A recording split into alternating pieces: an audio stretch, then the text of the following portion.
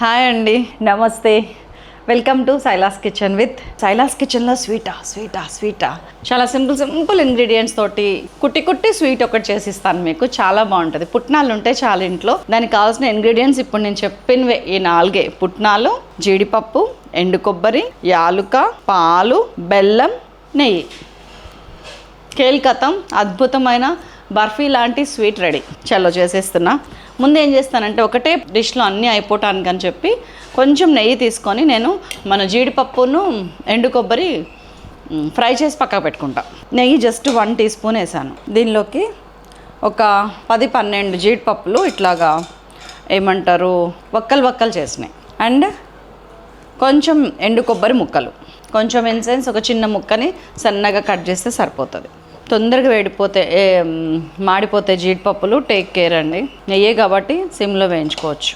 చాలా simple sweet, ఈజీగా చేయొచ్చు. మా ఫ్రెండ్ వన్మా శోభ మన ఛానల్లో 2-3 రెసిపీస్ చేసింది. 3 వాళ్ళ ఇంటి హోమ్ టూర్ కూడా చేసాం మనం, వన్మాస్ హోమ్ టూర్ అని చెప్పి. తను చాలా బాగా చేసేది. ఇది ఎప్పుడు వెళ్ళినా కానీ ఏదో ఒక స్వీట్ ఉండేది వాళ్ళ ఇంట్లో. ఒకప్పుడు ఇప్పుడు చాలా హెల్త్ పాటిస్తున్నారు అందరూ కూడా కదా, మాతో సహా. స్వీట్స్ తగ్గించేశారు. పిల్లలేమో డైటింగ్, పెద్దవాళ్ళేమో ఏమంటారు హెల్తీ ఫుడ్. సరిపోయింది. ఈ స్వీట్లు ఇవన్నీ ఎప్పుడన్నా ఎమర్జెన్సీలో చేసుకోవడానికి పిల్లలు చాలా బాగా, లైక్ కొత్తగా న్యూలీ మ్యారీడ్, ఏదైనా ఫంక్షన్ వచ్చినప్పుడు, లేకపోతే మన ఇంట్లో ఏదైనా శుభకార్యం, బర్త్డేస్ ఉన్నప్పుడు అప్పుడు చేయండి. ఇదిగోండి, మంచిగా దోరగా వేగని చాలు. ఈ వేడికి ఇంకొంచెం యాడ్ అవుతుంది. మనం దింపేసినాక కూడా కొంచెం కలర్ వస్తుంది. తీసేస్తున్నాను నేను అన్నీ. కిస్మిస్ ఉంటే వెయ్యండి. నేను పెద్దగా దీంట్లో కిస్మిస్ ఇష్టపడను, నాకు కరకరానే ఇష్టం స్వీట్లోకి. సో ఇప్పుడు మిల్క్ అండి, కొంచెం మిల్క్ తీసుకుంటున్నాను. ఎన్ని మిల్క్ అంటే మీ పుట్నాలు మునిగే ఎన్ని మిల్క్. పుట్నాలు 1 కప్పు తీసుకున్నాను, ఒక 50 గ్రాములు అనుకోండి. పుట్నాలు మునిగే ఎన్ని మిల్క్. ఇక్కడ స్వీట్ చేద్దామని పెట్టుకొని నేను ఆ బెల్లం కొంచెం, పుట్నాలు కొంచెం, ఆ ఎండు కొబ్బరి కొంచెం, 2 జీడిపప్పులు వేసుకొని తింటూనే ఉన్నా. దీన్ని ఇట్లా ఉడకనివ్వండి, కొంచెం మెత్తగా అయ్యేంత వరకు, పుట్నాలు మెత్తగా అయ్యేంత వరకు ఉడకనిద్దాం. చాలా సింపుల్ అండి. 10 మినిట్స్ కూడా పట్టదో స్వీట్, అంతే ఈజీగా అయిపోతుంది. సిమ్ చేశాను సో దట్ పుట్నాలు బాగా ఉడుకుతాయి. వేడి పాలు తీసుకున్నాను, అందుకే మీకు వెంటనే పొంగొచ్చింది. వేడి పాలు తీసుకుంటే అడ్వాంటేజ్ ఏంటంటేనండి, తొందరగా పగలవు. మీరు పాయసంలో కానీ పరవాన్నంలో కానీ పాలు, చల్లటి పాలు కలిపిన దానికన్నా పాలు వేడి చేసుకొని ఆ వేడి మీద కలిపితే మీకు ఇరిగే శాతం తక్కువ. అట్లనే పంచదార వేసేటప్పుడు కూడా మీరు స్టవ్ కట్టేసి పంచదార వేయండి, అప్పుడు సేమియాలో మీకు పాలు ఇరగదు. బెల్లంలో కూడా ఉప్పు ఉంటుంది కాబట్టి కొంచెం చెక్ చేసుకొని స్టవ్ కట్టేసి బెల్లం కలపండి.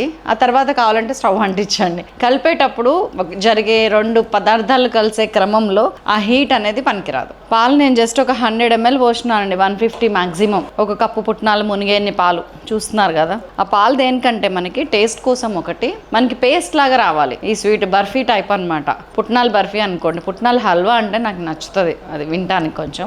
పుట్నాల హల్వా సో ఒక గ్రేవీ టైప్లో రావాలి, అందుకని ఆ పాలు. మీరు మిక్సీ వేసుకునేటప్పుడు కూడా పాలు పోసుకోవచ్చు ఆ గ్రేవీ కోసం.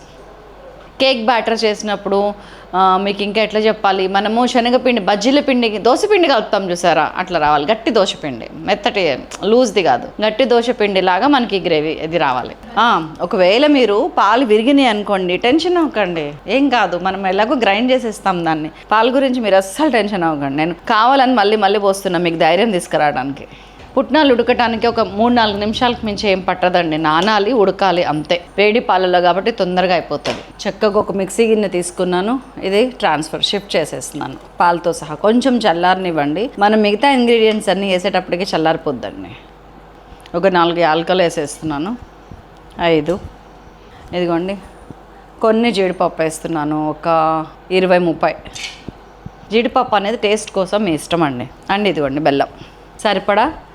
అంటే మీరు పుట్నాలు ఎన్ని తీసుకుంటారో దానికి 1.5 బెల్లం తీసుకోండి. 1 కప్పు పుట్నాలు తీసుకున్నారనుకోండి, 1.5 కప్పు బెల్లం తీసుకోండి. అది మీకు కరెక్ట్ కొలత. ఇక్కడ బెల్లం తీసి పెట్టుకొని నేను తినేసాను, అందుకని మళ్ళీ తీసుకుంటాను బెల్లం. దీన్ని కొంచెం చల్లారనిచ్చి మిక్సీ వేసి మెత్తగా పేస్ట్ చేసుకొస్తాను. సో నేను కొంచెం గ్రీస్ చేసినా చేయకుండా అంతే ఉంటుంది. మనం మధ్యలో నెయ్యి వేస్తూనే ఉండాలి. నెయ్యి అనేది ఎంత అనేది మీ ఇష్టాన్ని బట్టి ఉంటుందండి, మీ ఓపిక. ఎంత నెయ్యి వేస్తే అంత టేస్టీగా ఉంటుంది.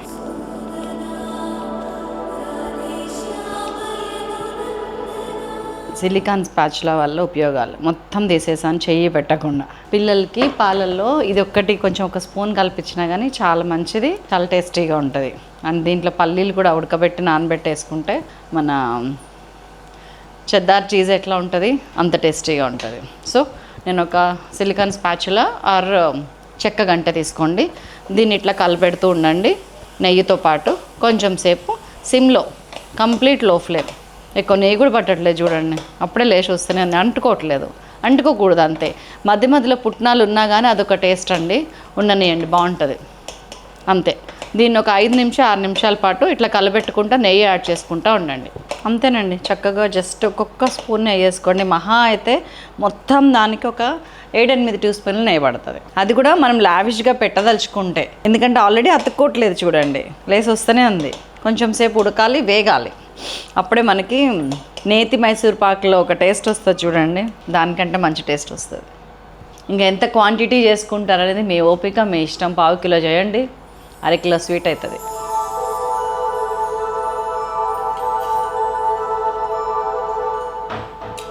అస్సలే పట్టుకోవట్లే, వదిలిపెట్టేసింది చూసారా. ఒక 5 మినిట్స్ అంతేనండి, ఇట్లాగా అటు ఇటు తిప్పుకుంటా దీన్ని చేయటమే.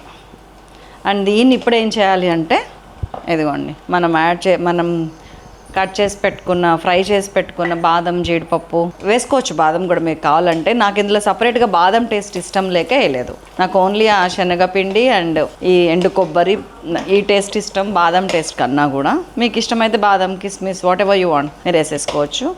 ఇది ఇక్కడికి అయిపోయింది. మొత్తం అంతా కలిపిసిపోయిందా, చూసుకున్నారా, కట్టేశారా. మీరు ఇది కావాలంటే కనుక ఈ బాదం జీడిపప్పు అనేది ప్లేట్లో పోసుకున్నాక కూడా పైన పేర్చుకోవచ్చు, కానీ లోపల ఉంటేనే ఇంకా తెలిసి తెలియనట్టు, వచ్చి రానట్టు, ఉండి ఉండనట్టు బాగుంటుంది. అంతే, అయిపోయింది. కట్టేసాను నేను స్టవ్. దీన్ని మీకు కట్ చేసి చూపించాలంటే చల్లారాలి. ప్లేట్లో అడుగున కొంచెం నెయ్యి రాసేసుకుందాం. రాయకపోయినా లేసి వస్తుంది, అది ఏదో పెద్దలు చెప్తారు కదా. జస్ట్ ఒక 1/2 ఇంచ్ అంతే మందం మనకు కావాల్సింది. ఇట్లా ఫ్లాట్గా ఉన్నది ఏదైనా తీసుకోండి, చక్కగా అడుగు నెయ్యి రాయండి.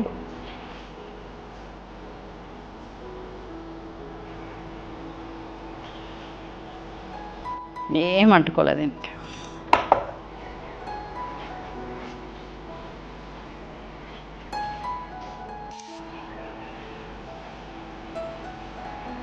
దీన్ని ఈక్వల్గా సర్దేశాను. ఇది కొంచెం చల్లారగానే మనకి మంచిగా గట్టి పడుతుంది. గట్టి పడగానే ముక్కలు కట్ చేసుకొని బాక్స్లో పెట్టుకొని ఎవరికైనా గిఫ్ట్ ఇవ్వండి. బర్త్డే గిఫ్ట్ చాలా బాగుంటుందండి. మనం తయారు చేసి ఇచ్చిన స్వీట్ మామూలుగా ఉండదు. ఇది అలవాటు చిన్నప్పటి నుంచి ఏంటో నెయ్యి తగలగానే ఇట్లా చేతులకు పోసేసుకోవడం మా అమ్మమ్మ. అంతే. ఇట్ టేక్స్ ఒక 1/2 అవర్ 40 మినిట్స్ అండి మనం ముక్కలు కట్ చేసుకొని చూడటానికి. మీకు డెఫినెట్గా థంబ్నెయిల్ పెడతాను. టేస్ట్ మాత్రం ఇప్పుడే చూస్తున్నాను ఇక్కడ, నెక్స్ట్ లెవెల్. అంటే చిన్నమాట, ఎందుకంటే చేసేటప్పుడు చాలాసార్లు తిన్నాం. Very tasty, very yummy. Kaju katli ఎందుకు పనికిరాదు, అంత టేస్టీగా ఉంది. నాకు నిజంగా కాజు కత్లీ ఇష్టం ఉండదు తెలుసా. మన దాంట్లో కాజు కత్లీ కూడా ఉంది చూడండి. ఒక మంచి స్వీట్ మాస్టర్ వచ్చి చేసి వెళ్ళినారు, మంతని రాజు గారు కాజు కత్లీ చేస్తారు, సూపర్ ఉంది చూడండి. ధీటుగా ఉంది. అదేమో ఎక్స్పెన్సివ్, ఇది కొంచెం తక్కువ దాంతో కంపేర్ చేస్తే. చూడండి,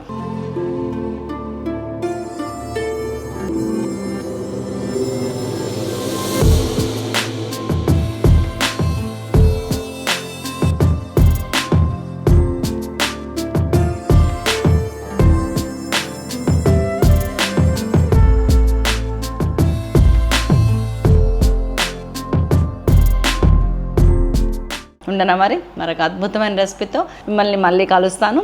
బాయ్ అండి.